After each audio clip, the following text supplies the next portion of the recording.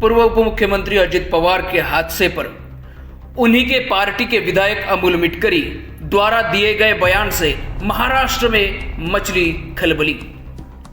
नमस्कार, आप देख रहे हैं राष्ट्र धर्म और मैं सुदर्शन अपाले आप सभी का स्वागत करता हूं। महाराष्ट्र के भूतपूर्व उप मुख्यमंत्री अजित पवार, इनकी हाल ही में हादसे में विमान दुर्घटना में उनकी मौत हो गई और उन्हीं के पार्टी के एक विधायक अमोल मिटकरी द्वारा दिए गए एक बयान से महाराष्ट्र में खलबली मची है।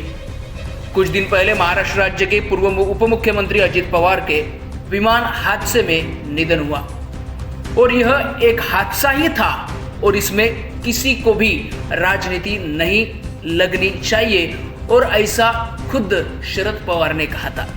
लेकिन अगर हम देखें तो पिछले कुछ दिनों में अजित पवार के हादसे से संबंधित कोई जानकारी सामने आ रही है। कल ही यह पता चला कि जिस विमान के अंदर, जिस हवाई जहाज के अंदर अजित पवार आए थे, उस विमान के पायलट का तबादला कर दिया गया था। ऐसी संदिग्ध बातें सामने आ रही है और इसी बीच राष्ट्रवादी कांग्रेस पार्टी के अजित पवार गुट के विधायक अमोल मिटकरी, जो कि काफी करीबी माने जा रहे थे अमोल मिटकरी अजित पवार के, और उन्हीं ने एक बयान किया है। उनके इस बयान से राजनीतिक माहौल गर्म हो गया है। विधायक अमोल मिटकरी ने कहा कि अजित दादा के साथ विमान में कुल 6 लोग थे, लेकिन उनमें से 5 लोगों के ही शव मिले, तो फिर बाकी के एक व्यक्ति जो है वो कहाँ गायब हो गए। इन सवाल में दम तो है, लेकिन हम सभी ने देखा कि सोशल मीडिया पर और सभी मीडिया के नेशनलिस्ट चैनलों पर भी अजित पवार के साथ 6 लोग बताए गए थे, लेकिन एक शव गया कहाँ।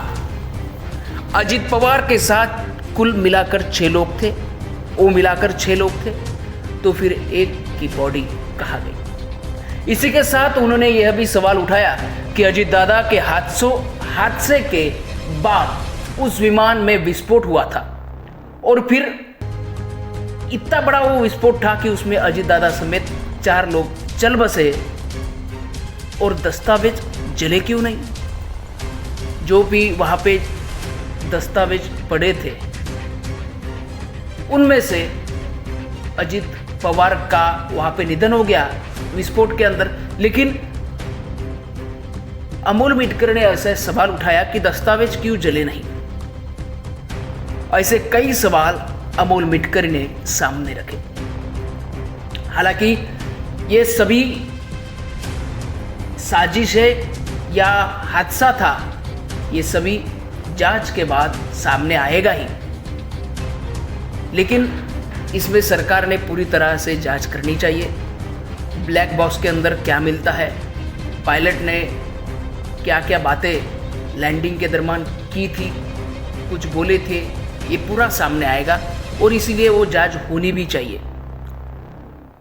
अब यह हादसा था कि साजिश थी, यह तो जांच के बाद सामने आएगा ही,